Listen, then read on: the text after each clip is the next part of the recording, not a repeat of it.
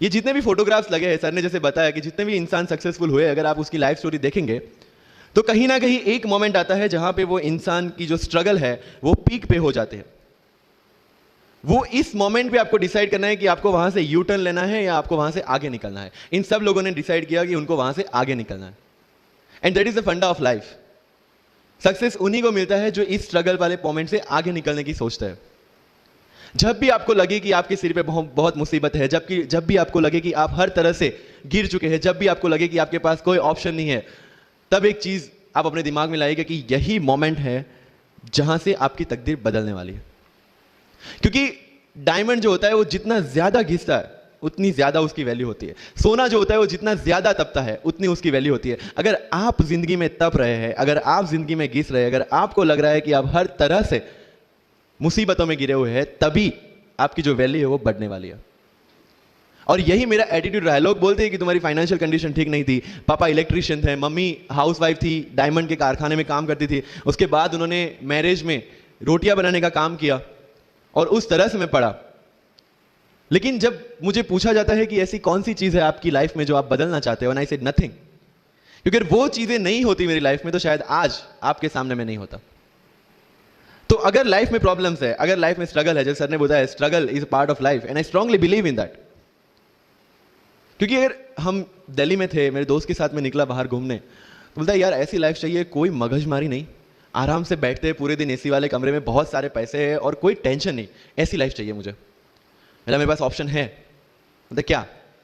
बोला देख सामने एटीएम का रूम दिख रहा है, एसी वाला कमरा है, बहुत सारे पैसे, कोई मगजमारी नहीं, जॉब ले ले। क्यों आईएएस आईपीएस में दिमाग खराब कर रहा है? अगर स्ट्रगल नहीं चाहिए तो you have to compromise with that life.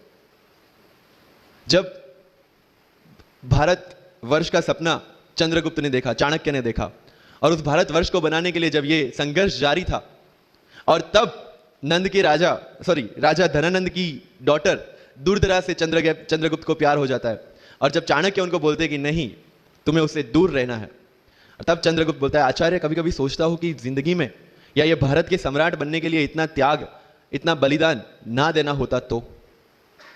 और तब चाणक्य रिप्लाई करते हैं तो हर कोई भारत का सम्राट होता।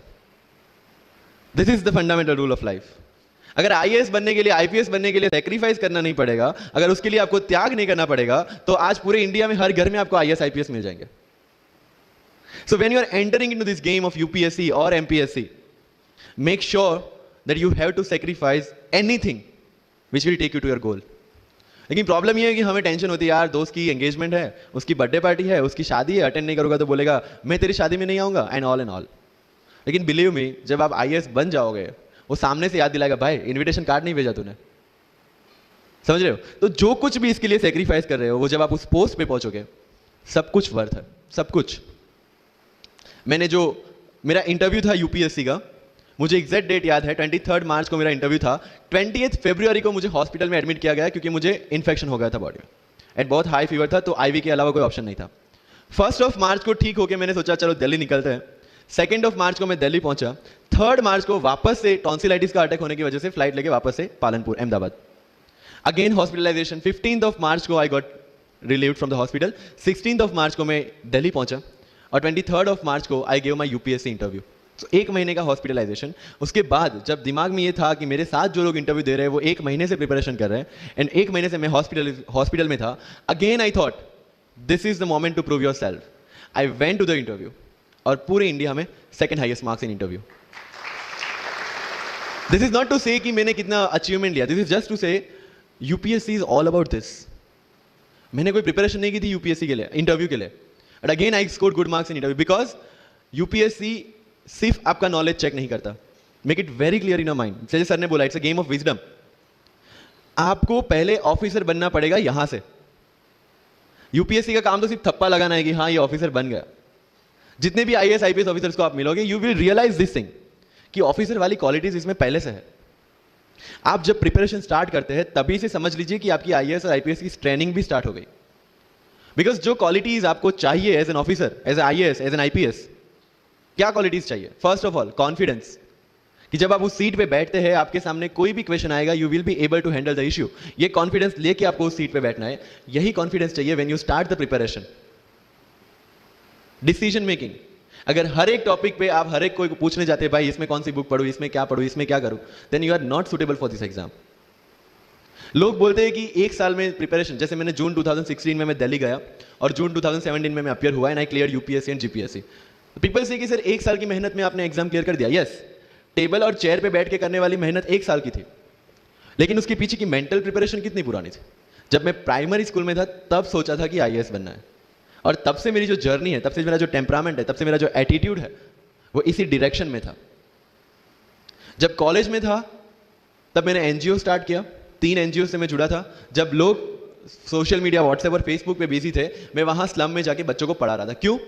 क्योंकि मुझे पता था कि फ्यूचर में यही काम करना है, क्यों ना अभी से उसकी ट्रेनिंग ले लो। So I have invested my each and every moment for this गोल,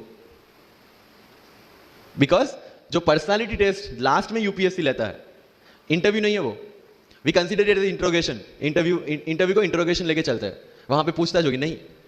अगर यूपीएससी के इंटरव्यू में 10 में से 9 क्वेश्चन के आंसर भी आप सॉरी सर और sorry ma'am, I don't know कह के देते हैं, उसका कोई इंपैक्ट नहीं पड़ता। इंपैक्ट पड़ता है वो 9 क्वेश्चन न आने का प्रेशर आप कैसे हैंडल करते हैं। आपके पसीने छूट जाते हैं या आप वही टेम्परामेंट के साथ इंटरव्यू कंटिन्यू करते हैं। मार्क्स उस चीज के हैं, मार्क्स है आपकी सोच के। एक ऑफिसर के तौर पे जब आपको आईएएस या आईपीएस की सीट पे बिठाया जाएगा, how will you treat the citizens of this nation? What will be your attitude to each and every person who is going to come and meet you? These things are being tested during UPSC interview. और इस सारी journey में अगर सबसे important कोई चीज है तो that is your learning attitude, और not for UPSC, for life even. Because when I am speaking in front of you in Hindi and English, to be very clear, I belong to rural background of Gujarat, और मेरा study जो हुआ है वो पूरा Gujarati medium में हुआ है, गवर्नमेंट स्कूल में। 12th तक का स्टडी मेरा गवर्नमेंट स्कूल में हुआ है, गुजराती बोर्ड में, गुजराती मीडियम में। And yet, I can give my UPSC interview in English in Delhi and score such marks. Where did it come from? कहाँ से आता है ये? मुझे अभी भी याद है, मेरा college national institute of technology Surat था, जहाँ पे मेरे साथ जो पढ़ने वाले बच्चे थे वो सारे सीबीएसई आईसीएसई वाले थे, और मैं एज ए एलियन वहाँ पे पहुँचा था, क्योंकि तब मुझे पता चला कि मैकडी जैसा भी कुछ है और उसमें बर्गर जैसा भी कुछ मिलता है। That was my first exposure to any metro city. And जब मैं उनसे इंटरेक्शन करता था और इंग्लिश बोलने की ट्राई करता था, तो जैसे संजू मूवी में इंग्लिश दिखाया गया है गुजरातियों का, जो जीरो को जीरो बोलते हैं, उसी तरह I was also like that. Mother tongue influence आ जाता है, it's very obvious. So I used to speak notes and not notes, और डोर एंड नॉट डोर, और don't and not don't. So they used to make fun of me. Safin, it's not don't, it's don't. Okay fine, I had 2 options, इधर I stop speaking English with them और improve on that and go ahead. I decided the second option. When I started my preparation of civil services, जो English medium में करनी थी, वाजीराम में मैंने coaching किया, जहाँ पे पूरा इंग्लिश मीडियम में था, सारे सब्जेक्ट्स मेरे लिए नए थे। I started from the scratch, I started from the English medium NCERT of standard 5 and 6, Gujarati dictionary, Gujarati to English dictionary, and then I started my preparation. कभी कभी ऐसा होता था कि द हिंदू का पूरा एडिटोरियल पढ़ लिया और उसके बाद आई वाज लाइक कि मैंने क्या पढ़ा। ये होगा, सबके साथ होगा। बट उस जगह अगर आप टिक गए, उस जगह अगर आपने पेशेंस रखा, उस जगह आपने अगर सर्वाइव कर दिया, तो इस एग्जाम में भी सर्वाइव कर जाओगे। क्योंकि यूपीएससी की जो रेस है उसमें कभी भी खरगोश नहीं जीतेगा, इसमें जीतने वाला ऑलवेज कछुआ ही होगा, जो स्लो बट स्टेडी रहेगा। लग जाते हैं 5 साल भी लग जाते हैं, 7 साल भी लग जाते हैं, 9 साल भी लगे हैं लोगों को एग्जाम क्लियर करने के लिए, लेकिन बिलीव में जब रिजल्ट आएगा ना, तो वो सारा सेक्रीफाइस आपको वर्थ लगेगा। आप पढ़िए लोगों के इंटरव्यूज। मैंने क्या किया कॉलेज के 4 साल में, I went through each and every interview of UPSC toppers on YouTube. Ira Singhal से लेकर टीना डाबी मैम तक सबके इंटरव्यूज मैंने देखे। For what? Just to know कि उन्होंने ऐसी कौन सी गलतियां की थी जिससे इनको इतना टाइम लग गया, और मुझे कौन सी गलतियां रिपीट नहीं करनी है। क्योंकि चाणक्य ने कहा है कि दूसरों के एक्सपीरियंस से जो सीखते हैं ना, वो जल्दी आगे आ जाता है, क्योंकि खुद सब कुछ अनुभव करके सीखने के लिए जिंदगी काफी छोटी है। I did the same. 4 साल में हर एक टॉपर का इंटरव्यू देख लिया, चीजें समझ ली कि ऐसी कौन सी चीजें जो इन सब ने की है, और ऐसी कौन सी चीजें हैं जो गलतियां हैं जो इन्होंने की और जो मुझे रिपीट नहीं करनी है। सो जब युद्ध के मैदान में हम उतरते हैं, इस चक्रव्यूह में उतरते हैं, तो अभिमन्यु की तरह नहीं, अर्जुन की प्रिपरेशन के साथ उतरना है कि हमें पता होना चाहिए कि इससे बाहर कैसे निकले। I did the same. College के 4 साल इंटरव्यूज देखे, ब्लॉग्स पढ़े, समझा कि इसमें कॉमन मिनिमम क्या है। वो जो कहानी अगर आपने सुनी हो कि शार्पनिंग द एक्स, रोज अगर आप पेड़ काटने के लिए जाते हैं तो you have to sharpen your axe, otherwise day by day आपकी जो एफिशिएंसी है वो कम होती जाएगी। 4 years in my college I sharpen my x, जिससे 1 साल में मुझे कहीं पे रुकना ना पड़े। This was the strategy. आज मेरे पास काफी मैसेजेस आते हैं, sir please give me your strategy. I am sure आप में से काफी लोगों ने किसी टॉपर्स को पूछा होगा, please share your strategy. Why? हर एक की स्ट्रेटजी अपनी खुद की होती है। अगर आज 990 लोग यूपीएससी में सिलेक्ट हुए तो यू विल गेट 990 स्ट्रेटजीज, क्योंकि हर एक की स्ट्रेंथ और हर एक की वीकनेस अलग है। You have to understand this. आप कभी डॉक्टर के पास जाते हैं बीमार होके, और कभी डॉक्टर को यह बोला है, सर जो आगे वाले पेशेंट को दी ना, मुझे वही मेडिसिन चाहिए। डिड यू से लाइक दैट? नो, क्योंकि उसकी बीमारी अलग है, मेरी बीमारी अलग है। सेम चीज विद यूपीएससी, आपकी स्ट्रेंथ और आपकी वीकनेसेस अलग है, किसी टॉपर की स्ट्रेंथ और किसी टॉपर की वीकनेसेस अलग है। Why should I walk on the same path, जबकि मुझे पता है कि वो मेरे लिए बना ही नहीं। I have to create my own path. मेरा यूपीएससी का जो बुक लिस्ट है, अगर आप देखेंगे ना, तो यू विल फाइंड कि ये completely out of the box book list है। मैंने कभी लक्ष्मीकांत नहीं पढ़ी। आई नो यूपीएससी फ्रेटर्निटी के लिए ये बहुत बड़ा स्टेटमेंट है। I never read Shankar IAS, I never read Yojana, I never read Kurukshetra. I didn't do writing practice for mains. मैंने मेंस में GS2, GS3, GS4 का एक एक पेपर, एक ऐसे और ऑप्शनल का एक एक पेपर लिखा है। That's all about my writing practice. Because I knew what are my strength and what are my weaknesses. Mains में 3 चीजें होती है, handwriting, speed and content. When I was so sure about my handwriting and my speed, why should I waste my time on writing the papers? Instead of that, I focused on improving my content. Getting my point? So if you are the aspirant की जिसको लगता है कि 3 घंटे में मेरे से paper finish नहीं होता, then go for writing practice. Then write as much as you can because you need that. But किसी टॉपर ने 50 पेपर लिखे हैं, 3 टेस्ट सीरीज ज्वाइन किया है, इसलिए मुझे भी करना पड़ेगा। No, that is not the rule in UPSC. किसी ने ये टेस्ट सीरीज ज्वाइन की, मैं वहां चला गया, किसी ने वो टेस्ट सीरीज की, मैं वहां चला गया। No, you have to create your own path, and this was the biggest part of my UPSC preparation. सुनो सबकी, करो मन की। This is applicability of your mind, क्योंकि आपकी स्ट्रेंथ, आपकी वीकनेस आपसे ज्यादा अच्छा कोई नहीं जानता। आपके पेरेंट्स भी नहीं, आपका सबसे क्लोज टीचर भी नहीं। आपको 3 बार चीजें पढ़ के समझ में आती है, किसी को 5 बार पढ़ के समझ में आती है, किसी को 1 बार समझ में आ जाती है। But I want follow the same path जो आगे लोगों ने फॉलो किया। वो मेरे लिए बना ही नहीं। I have create my own path. Getting my point? Yes or no? So, जो मजदूरी है वो सड़क पे एक इंसान 12 घंटे गड्ढा खोद के भी करता है, और एक टॉप कंपनी का CEO भी 12 घंटे दिमाग चला के मेहनत करता है। लेकिन how he is different from that person on the road? Because he uses his mind. In UPSC we are supposed to do the same. मुझे पता चला कि भाई लक्ष्मीकांत मेरी मेंस की रिक्वायरमेंट फुलफिल नहीं करता। प्रीलिम्स जैसे सर ने बताया was not into consideration. I know कि उसमें सिर्फ एक ब्रिज क्रॉस करना है, एक हर्डल क्रॉस करना है। अगर मैं प्रीलिम्स में 180 भी लेके आया, 190, इवन 200 भी लेके आया, तो मेंस में तो मैं सबके बराबर ही खड़ा हूं। Why to waste your time and energy on something which is just qualifying? Instead of that, put your focus and energy to something, mains and interview, कि जिसकी वजह से आपको सर्विस मिलना है।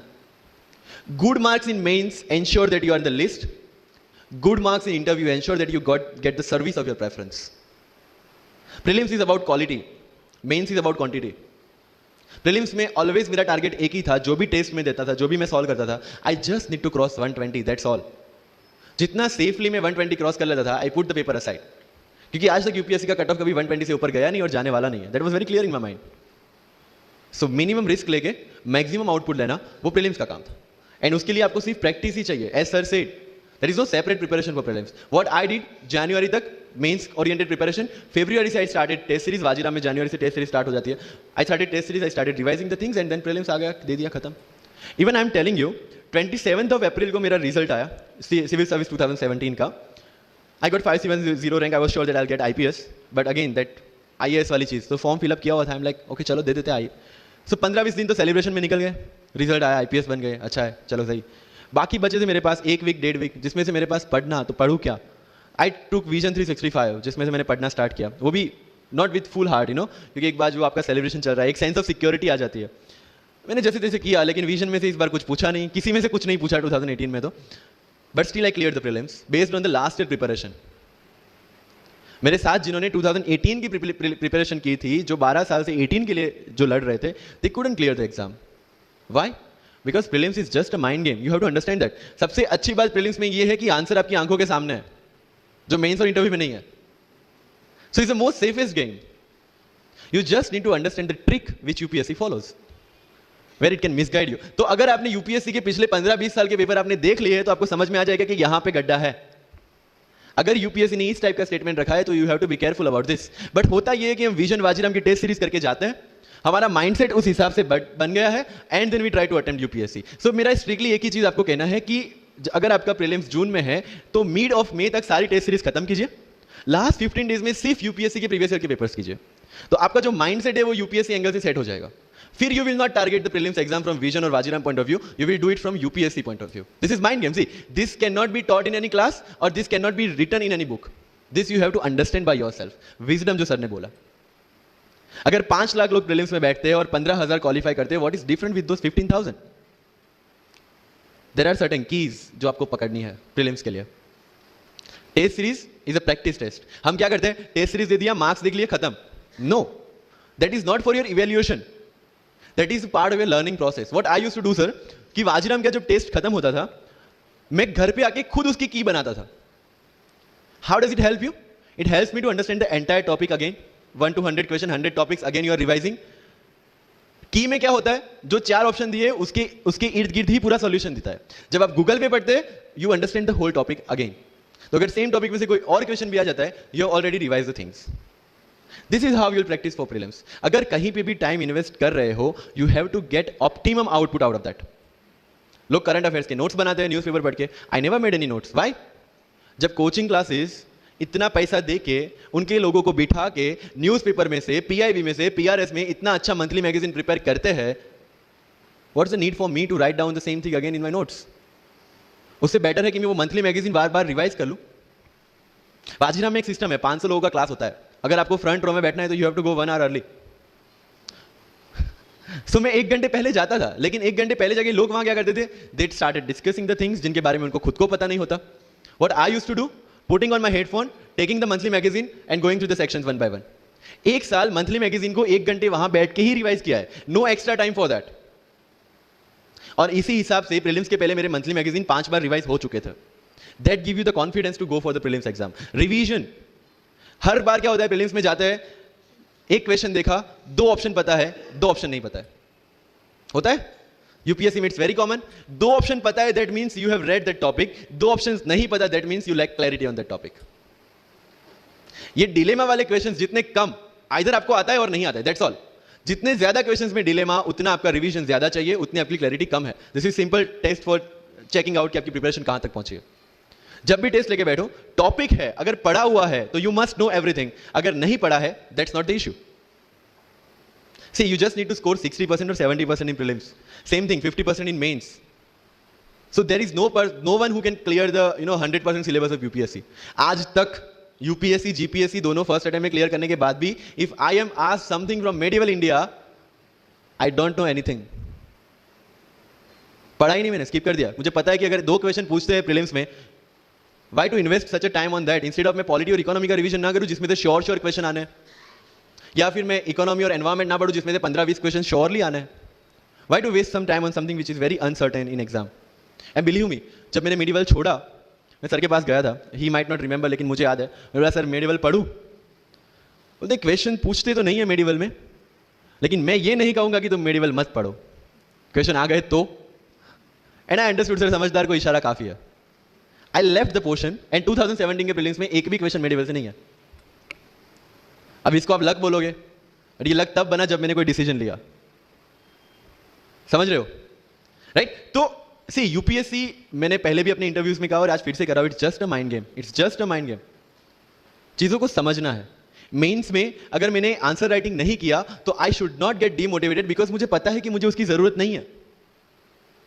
आपकी जरूरत है, आपको पता होनी चाहिए कि आपको किस चीज में। I was very sure in my mind कि अगर मुझे फर्स्ट अटेम्प्ट में क्लियर करना है तो मुझे कोचिंग चाहिए। That was very clear in my mind.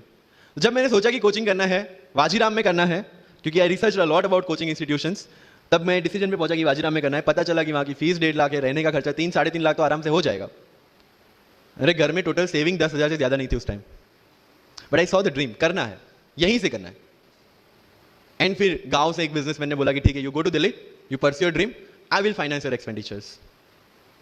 But ये तब हो पाया जब I saw the dream without considering the situations. इसलिए ओम शांति ओम का एक डायलॉग जो मुझे सबसे ज्यादा फेवरेट है, अगर किसी चीज को पूरी शिद्दत से चाहो तो सारी कायनात तुम्हें उससे मिलाने की साजिश में लग जाती है। मेरे साथ ऐसा ही हुआ, क्योंकि मैंने शिद्दत से चाहा था यूपीएससी को, और जिस दिन दिल्ली में मैंने पैर रखा था, उसी दिन मेरे दिमाग में क्लियर था कि मेरा फर्स्ट अटेम्प्ट ही मेरा फाइनल अटेम्प्ट होगा। इस मेंटालिटी के साथ